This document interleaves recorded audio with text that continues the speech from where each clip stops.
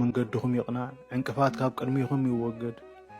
ሓባል ጻሒበል በዓል ክፉኡኹም ኣይርባ ኣብ ቅድሚኹም ንዝተነብረ ብርሃን ዝኸልፍ ዓንቃፊ ብሓይሊ ኣምላኽኩም ይወገድ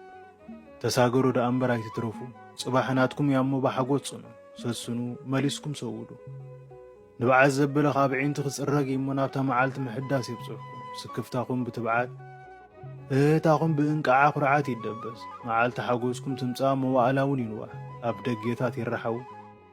ዘይትዕጸ ደገ መዋእል ድምቕቲ ትኹነልኩም ዝሓለፍኩሞ ይኣክል እሞ መምላስ ይኹነልኩም ዝሓለፍኩማ መንገዲ መከራ ደጊንኩም ንኸይትምለስዋ ኣሰራ ይሰውር ኣሰረ ፍኖታ ይመንደብ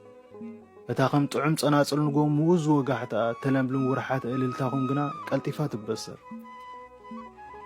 ብወሓይዝ ምድርኹም ክትዝምሩ ብንፋስ መብራቕኩም ክትሕበኑ ኣብ ሰውሕታት ሃገርኩም ክትዕንድሩ ኣብ እምባታት ወፂኹም ሽግዓወት ከተበስሩ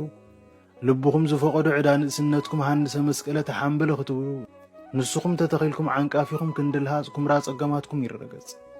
ነበሩ ዓይኒ ኢኹም ኩሉ ይሓልኹም ታሪኽ ስለ ዝኾንኩም ኩሉ የስተውዕለልኩም ዝሓለፍኩም መን መሓለፎ ፈተናኹም ከንመን ዘይመሓለኹ ጾርኩም መን ምጸሮ ሽጉርኩም መን ምተዓገሱ ጸበባኹም ብመን ምተሰግረ ወዮዳ ጸዋራት ኮይንኩም እምበር ጀለምታ ነባዓትኩም ንመን መሳገረ ናባኹም ዝሓነነ ርዑት መን ምኽኣሉ ዝረገጽኩሞ መንገዲ ዝተሳገርኩሞ ባሕሪ ዝዞርኩሞ ምድረ በዳ ዝወጻኹሞ እምባን ተኾርባን ወፂ መን ብህይወት ምሰረረ ስቕታኹም ሰሚዑ ሕማሙ ዝገበረ መን እዩ ንስኻትኩም ግና ሓድ ግዜ ሃገር ተረፍቶም ዝሓለፉ ኢኹም እሞ ንምስክር ክትኮኑ ፈጣሪ ንጽባሕ ይቖርኩም